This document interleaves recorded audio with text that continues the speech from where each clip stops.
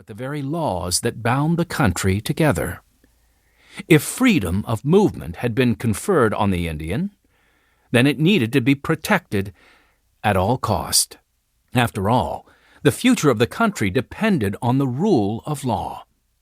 People couldn't be allowed to do as they pleased, even out here on the frontier, where life was tough and surviving from year to year consumed the waking hours of most people.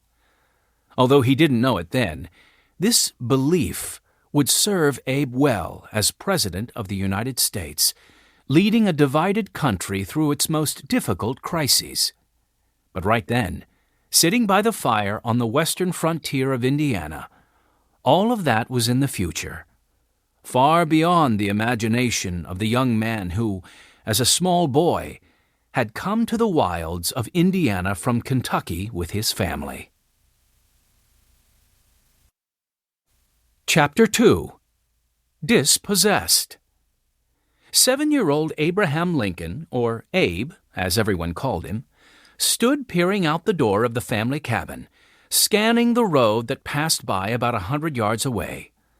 The road was part of the Cumberland Trail, the main route from Louisville, Kentucky to Nashville, Tennessee, and someone was always traveling on it.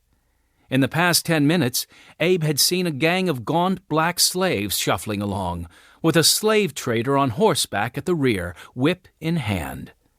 A shiny buggy had also gone by. Abe's mother told him that the men who rode in such buggies were important people like congressmen and senators on their way to Louisville. These days, though, what Abe liked to watch most were the covered wagons pulled by teams of horses or oxen. Abe would catch a glimpse of someone his own age on one of the wagons and try to imagine the excitement of heading into the wilderness. He hoped he would experience that excitement for himself soon. There was a possibility that his mother, Nancy, his father, Tom, and 9-year-old sister, Sarah, could be making their way along the same road in December. This was not certain yet, but 7 days earlier, his father had ridden off to Indiana to see if he could locate a suitable plot of land for the family to settle on.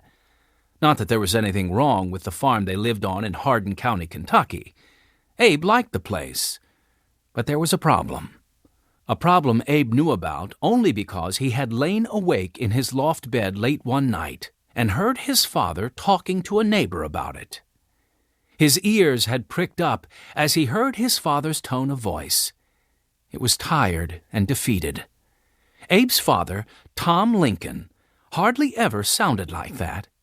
He always had a funny story to tell or a song to sing. But not that night. The two men had talked in low voices about the problem of land ownership in Kentucky. Abe didn't understand all they said, but he was able to follow parts of the conversation.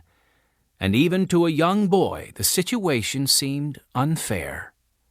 Tom Lincoln owned 3 farms in Kentucky, none of them large, but each of them big enough to make a living from. But now, lawyers were saying he didn't exactly own the farms. It was all because of a law stating that when a person bought land in Kentucky, he had to survey it himself and determine where the boundaries were. The law caused problems from the start. Some people simply lied about the boundaries of their property when they had their title deeds prepared, saying they had paid for land they knew belonged to their neighbors. Others made an honest effort to record where their land started and finished. The trouble was that people used landmarks like trees, stream beds, piles of rocks, even clumps of dirt to mark out their land. But over time, these markers could change. A tree would topple, or a flood would force a stream bed to flow in a different path. To make matters worse, most landowners in Kentucky, like Abe's father, could not read or write.